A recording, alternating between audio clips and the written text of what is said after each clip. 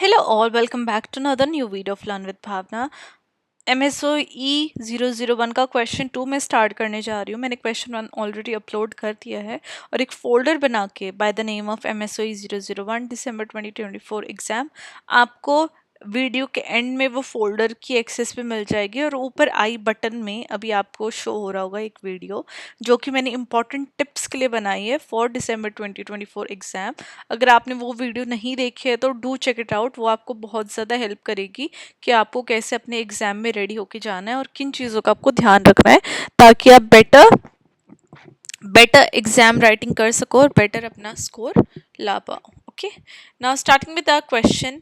ये है हमारा, in what ways do families contribute to children's performance in school. कैसे फैमिलीज अफेक्ट कर रही हैं चिल्ड्रन की परफॉर्मेंस को, चाहे तो वो पॉजिटिव हो चाहे नेगेटिव हो, उसकी हमें बात करनी है. बेसिकली अगर हम कंट्रीब्यूशन की बात कर रहे हैं तो एक पॉजिटिव वे से अगर हम इस क्वेश्चन को देखेंगे, राइट.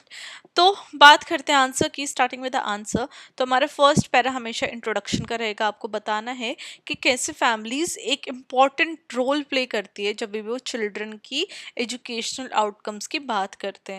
जब हम सोशियोलॉजिकली पर्सपेक्टिव से फैमिली का इन्फ्लुएंस देखते हैं तो हम ये देखते हैं कि कैसे डिफरेंट थ्योरीज और कॉन्सेप्ट्स ने जो सोशल स्ट्रक्चर है सोसाइटी का, जिसके अंदर एक फैमिली बहुत इंपॉर्टेंट पार्ट है किसी भी सोशल स्ट्रक्चर की, किसी भी सोसाइटी का, वो कैसे एक चिल्ड्रन की एकेडमिक परफॉर्मेंस को इम्पैक्ट करती है, राइट.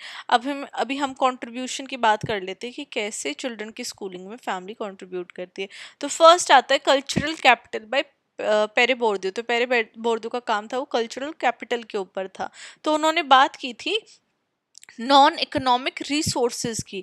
कल्चर, हम कल्चर की बात कर रहे हैं तो कल्चर में क्या आ जाता है, लैंग्वेज, कल्चर की नॉलेज, सोशल स्किल्स, और कैसे फैमिली ये सारी चीज़ें अपने चिल्ड्रन में पास ऑन करती है, राइट. अपने किसी भी, जो भी इंसान जिस भी कल्चर से है, जो भी उनकी स्किल्स हैं, जो भी उनकी लैंग्वेज है, तो इसको फर्स्ट जो टीचर होता है, फर्स्ट स्कूल होता है, वो हमेशा एक होम होता है किसी भी चिल्ड्रन का.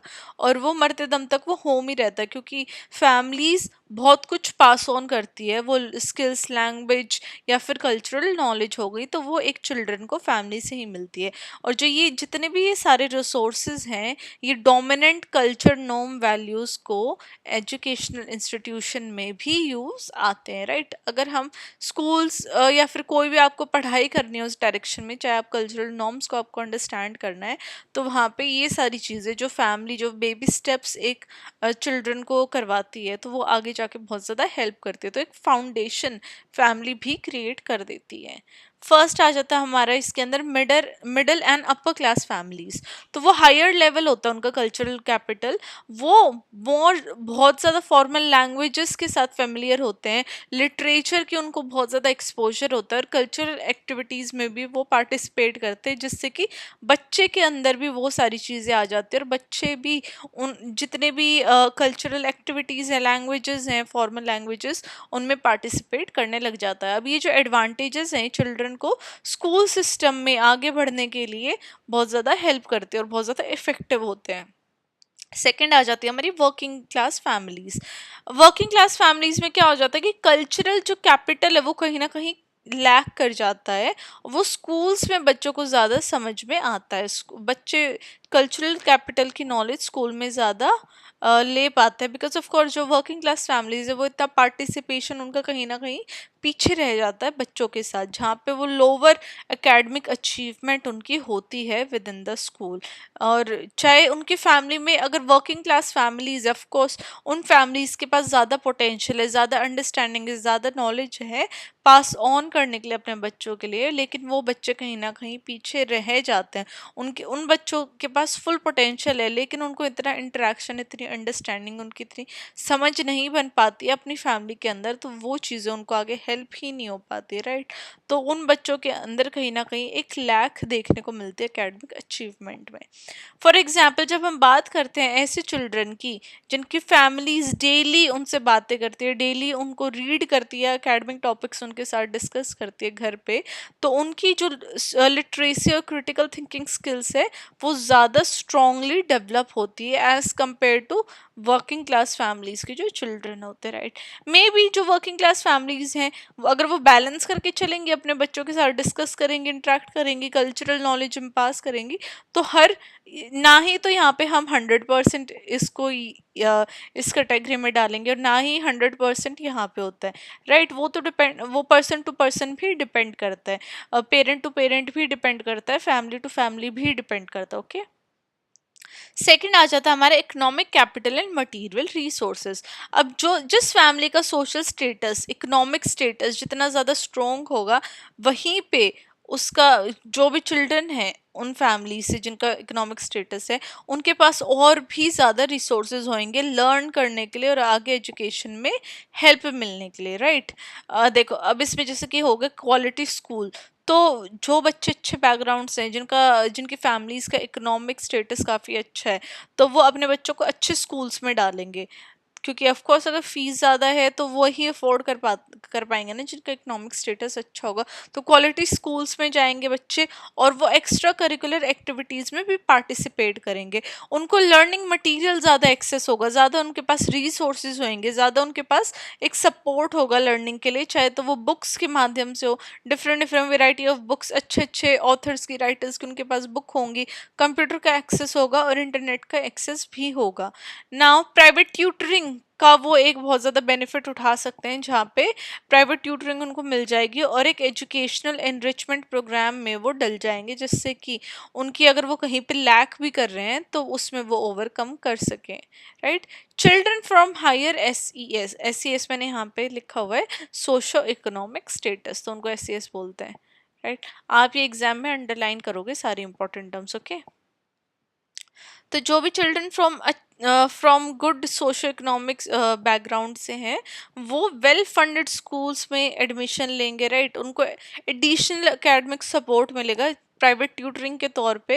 और चिल्ड्रन जो लो इनकम फैमिलीज से हैं, उनको काफ़ी सारे बैरियर्स फेस करने को मिल सकते हैं, वो पुअर स्कूल फैसिलिटीज़ में उनकी अपब्रिंगिंग होगी, मे बी वो गवर्नमेंट स्कूल में जाए या फिर कुछ ऐसे स्कूल में जाए जिसका एनवायरनमेंट इतना अच्छा नहीं है, वहाँ पे लिमिटेड टेक्नोलॉजी है और फाइनेंशियल स्ट्रेस भी बहुत ज़्यादा है, राइट। अगर लो इनकम फैमिली ग्रुप के जो बच्चे हैं वो ऐसे स्कूल में जा रहे हैं जहाँ पे उनकी ग्रोथ अच्छी नहीं हो रही है, एक्स्ट्रा करिकुलर एक्टिविटीज़ में पार्टिसिपेट नहीं कर रहे हैं और टीचर्स भी मे भी इतना ध्यान ना दें, तो उनकी ग्रोथ उस हिसाब से कहीं ना कहीं लिमिट हो जाती है। फॉर एग्जाम्पल जब हम रिसर्च कर रहे हैं किसी भी एक स्टूडेंट के ऊपर जो वेल्दियर फैमिली से आ रहे हैं, तो उनका जो टेस्ट स्कोर है वो काफ़ी अच्छा हुआ है, जितने भी रिसर्चर्स ने रिसर्च किया वो बता रहे हैं वो एक अच्छा टेस्ट स्कोर अचीव करते हैं और अच्छे कॉलेज में उनका एडमिशन होने के चांसेस बढ़ जाते हैं जब हम कंपेयर करते हैं उनको लोअर इनकम पीयर्स से। वहीं पे लोअर इनकम पीयर्स का जो रिजल्ट है वो इतना अच्छा ना आए, वो इतना अच्छा स्कोर नहीं कर पाते टेस्ट में, और वैसे फिर वो साइकिल कंटिन्यू हो जाती है, उनका फिर अच्छे कॉलेज में एडमिशन भी होना थोड़ा सा डिफिकल्ट हो जाता है। तो ये एक साइकिल कंटिन्यू आगे आगे होती रहती है।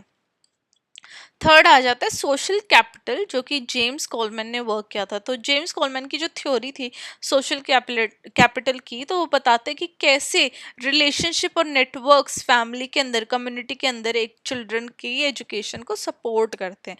पहला तो आ गया पेरेंटल इन्वॉल्वमेंट। तो पेरेंट्स की काफ़ी इन्वॉल्वमेंट जब हो जाते हैं स्कूल एक्टिविटीज़ में, चाहे तो वो PTM हो गई या फिर अगर वो पेरेंट्स स्कूल में वॉलंटियर करने जा रहे हैं, तो वहाँ पे पेरेंट्स का भी एक नेटवर्क फॉर्म हो जाता है विद इन द स्कूल। तो वो जो नेटवर्क है वो बच्चे के ऊपर और भी ज़्यादा पॉजिटिव इम्पैक्ट करता है, क्योंकि ऑफ कोर्स अगर आप एक कनेक्शन बन जाता है स्कूल के अंदर, तो टीचर भी बच्चे के ऊपर ध्यान देने लग जाते हैं, right. Then connection to other families के साथ भी एक कनेक्शन फॉर्म होने लग जाता है, जो कि इंफॉर्मेशन प्रोवाइड करते हैं रिसोर्सेज की, और डिफरेंट डिफरेंट एजुकेशनल अपॉर्चुनिटीज़ के बारे में भी इंफॉर्मेशन मिल जाती है फैमिलीज़ को। थर्ड आ जाता है सपोर्टिव रिलेशनशिप। अब पेरेंट्स और चिल्ड्रन के बीच में एक अच्छा रिलेशनशिप बन जाता है, जो कि ट्रस्ट के ऊपर बिल्ड होता है, और वो जो ये रिलेशनशिप जब बन जाता है तो पेरेंट्स अपने बच्चों को मोटिवेट करते हैं टू डू गुड। तो पेरेंट्स की इन्वॉल्वमेंट बहुत ज़्यादा इंपॉर्टेंट है अर्ली चाइल्डहुड एजुकेशन में, और ये जितनी अच्छी अर्ली चाइल्डहुड एजुकेशन है वो उतना ही बेटर होगा इन द कमिंग ईयर्स, उतनी ही बेटर एजुकेशन, उतने ही बेटर आउटकम्स बच्चे के हो जाते हैं आगे आने वाले सालों में भी। तो ये सिग्नल कर रहा है कि जो चिल्ड्रन की एजुकेशन है उसको वैल्यू करना चाहिए और उसको प्रायोरिटाइज करना चाहिए, किसको, फैमिली को फर्स्ट, राइट।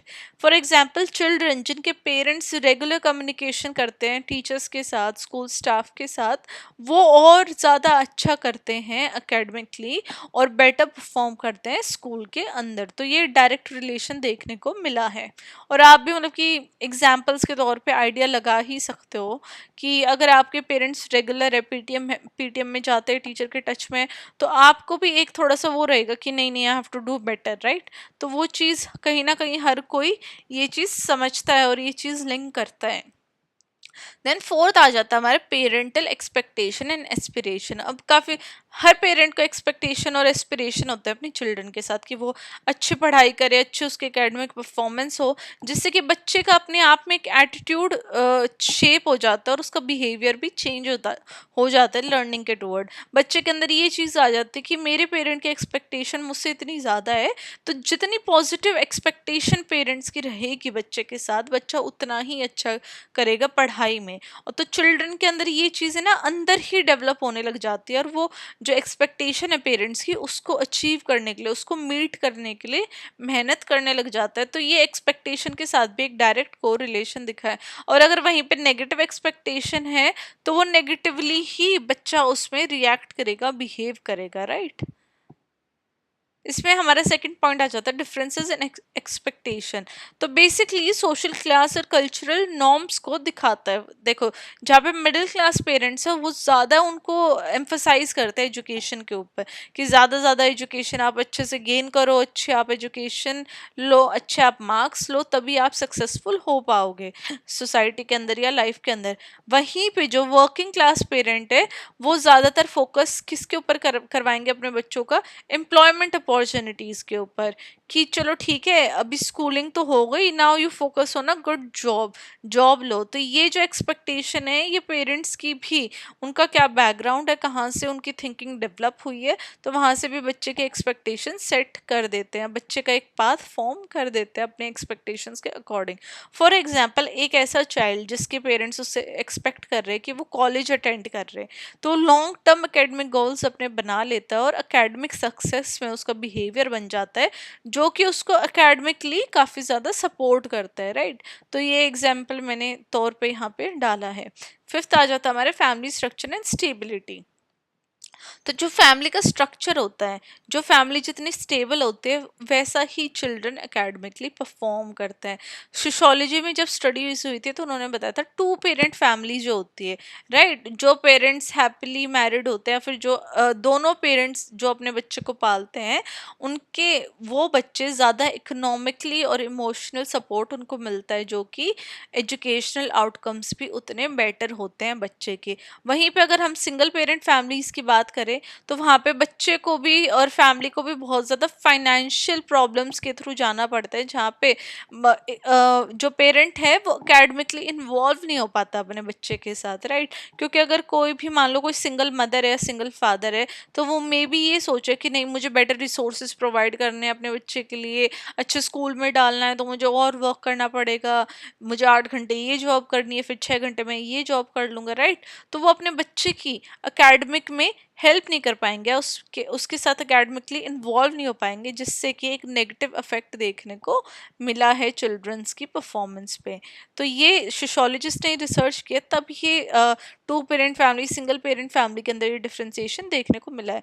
और जहाँ पे फैमिली कॉन्फ्लिक्ट और इनस्टेबिलिटी होते हैं तो वो इमोशनल स्ट्रेस क्रिएट हो जाता है बच्चे के ऊपर, जिसके वजह से बच्चा कंसंट्रेशन नहीं कर पाता है, मोटिवेशन लो हो जाती है और ओवरऑल जो एकेडमिक सक्सेस है उसके ऊपर इम्पैक्ट होता है। तो आपको क्या इधर समझ सीखने को मिला कि अगर अच्छी पढ़ाई अगर बच्चे की होनी है, अगर अच्छी एजुकेशन होनी है, तो एक तो फैमिली को इन्वॉल्व होना पड़ेगा बच्चे के साथ। सेकेंडली एक अच्छा रिच हैप्पी इन्वायरमेंट बच्चों को प्रोवाइड करना पड़ेगा, ताकि कंसंट्रेशन पढ़ाई पे रहे, मोटिवेशन होती रहे बच्चों की, और ओवरऑल एक एकेडमिक सक्सेस बच्चा गेन करे। फॉर एग्जाम्पल, जब हम बात करते हैं चिल्ड्रन जो एक स्टेबल और सपोर्टिव फैमिली से आती है, तो वहाँ पे वो स्कूल की अटेंडेंस उनकी कंसिस्टेंट रहती है और उनके अच्छे ग्रेड्स आते हैं as compare to those unstable या फिर कॉन्फ्लिक्ट रिडन होम्स। अब 6 पॉइंट की बात कर लेते हैं, कल्चरल एंड एथनिक वेरिएशन। अब जितने भी कल्चरल नॉर्म्स है, प्रैक्टिसेस है, वो भी फैमिली कैसे सपोर्ट कर रही है अपनी चिल्ड्रन के एजुकेशन को, उसको इन्फ्लुएंस करते हैं, उसको इफेक्ट करते हैं। कैसे, जब डिफरेंट एथनिक ग्रुप्स हैं, उनके डिफरेंट अप्रोचेज होते हैं एजुकेशन को लेके, राइट, उनके डिफरेंट अप्रोचेज हैं उनकी कल्चरल वैल्यूज को लेके भी। तो फर्स्ट इसमें हमारा आ जाता है कलेक्टिविस्ट कल्चर। अब जैसे बहुत सारे एशियन और अफ्रीकन कल्चर्स है, वो ज़्यादा एकेडमिक अचीवमेंट के ऊपर ध्यान देते हैं, राइट, फैमिली रिस्पॉन्सिबिलिटी की ज़्यादा बात करते हैं, जिससे कि यहाँ पे पेरेंटल इन्वॉल्वमेंट और सपोर्ट काफ़ी ज़्यादा बढ़ जाता है इन कल्चर्स में या इन कंट्रीज़ में। वहीं पे जब हम बात करें इंडिविजुअलिस्ट कल्चर की, जो कि काफ़ी सारी वेस्टर्न सोसाइटीज़ में है, राइट, यूएस में काफ़ी है इंडिविजुअलिस्ट कल्चर, वहीं से ही निकल के आया है। तो वो किसकी बात करते हैं, वो चिल्ड्रन के इंडिपेंडेंस की बात करते हैं, कि चिल्ड्रन को इंडिपेंडेंट होना चाहिए, वो खुद से अपने सारे काम करे, अपनी पढ़ाई को भी वो खुद से ही देखे, वो खुद से अपनी एकेडमिक सक्सेस को इन्फ्लुएंस करे। तो उनकी अप्रोच यहाँ पे अलग होती है। तो यहाँ पे फॉर एग्जांपल रिसर्च शो कर रही है कि जो चिल्ड्रन इमिग्रेंट फैमिली से हैं, वो काफ़ी आउट परफॉर्म कर देते हैं अपने पीयर्स को, क्योंकि उनके पास एक स्ट्रॉन्ग फैमिली सपोर्ट होता है और ज़्यादा एजुकेशनल एस्पिरेशंस होती है। मतलब कि अगर उनको सोशो इकोनॉमिक चैलेंजेस भी देखने को मिल रहे हैं, बट उनके पास एक सपोर्ट इतना स्ट्रॉन्ग होता है, उनकी एस्पिरेशंस इतनी ज़्यादा होती हैं कि वो काफ़ी अच्छा परफॉर्म कर लेते हैं, राइट। तो यहाँ पे एक इंडिविजुअलिस्ट कल्चर इस एग्जाम्पल में देखने को मिल रहा है। नाउ लास्ट पैराग्राफ आपका किसी भी आंसर का रहेगा कंक्लूजन। तो लास्ट में मैंने कंक्लूजन में लिखा है कि कैसे फैमिलीज कंट्रीब्यूट करते चिल्ड्रन की परफॉर्मेंस को स्कूल में, वो थ्रू कल्चरल अपना ट्रांसमिट करती है बच्चों में, सोशल कैपिटल ट्रांसमिशन होता है, और इकोनॉमिक रिसोर्सेज प्रोवाइड होते हैं बच्चों के एजुकेशन के लिए। और कैसे पेरेंटल एक्सपेक्टेशन पॉजिटिव है तो बच्चे के ऊपर भी पॉजिटिव इफेक्ट आएगा, बच्चे की पढ़ाई पे पॉजिटिव इफेक्ट आएगा।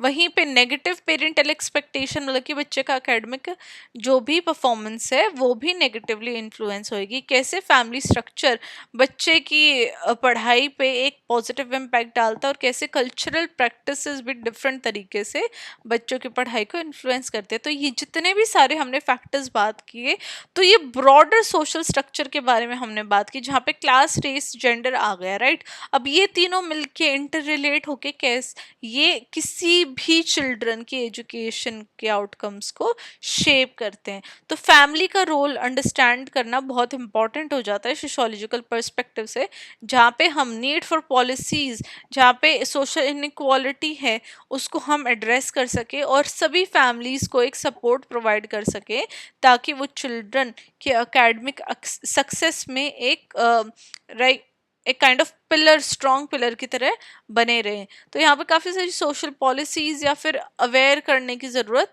देखने को मिलती है, और यहाँ पे सोशोलॉजी का काम, सोशोलॉजी की हेल्प काफ़ी ज़्यादा देखने को मिली है, right, to enhance the academic success of any children. ना ये हमारा क्वेश्चन था, बहुत इजी था, ज़्यादा कुछ नहीं है, बस आपको ये है कि जो जैसे कि ये जो हेडिंग हो गई सेकंड वाली या फर्स्ट वाली, इन हेडिंग्स का आपको ध्यान देना है, और आप इनको लिख लेंगे तो काफ़ी आपको इजीली याद भी रहेंगे एग्जाम के लिए। And this was it, this was our question 2। Ready रहिएगा, क्वेश्चन 3 की वीडियो बहुत जल्दी आएगी। और जैसे मैंने आपको बताया, आई बटन में ऊपर आपके पास वो वाली इंपॉर्टेंट टिप्स वाली वीडियो आई होगी, तो वो वाली वीडियो भी आप ज़रूर देख लीजिएगा, क्योंकि एग्जाम में वो बहुत ज़्यादा आपको हेल्प करेगी अच्छा स्कोर करने के लिए। Okay, so this was it for today's video. अगर आपको पसंद आई हो वीडियो, मेरी आंसर एक्सप्लेनेशन अगर आपको समझ में आई हो, अच्छी लगी हो, तो please like, share and subscribe to my channel, and I'll see you with question 3 of MSOE 01. Till then, bye bye, study well, study hard.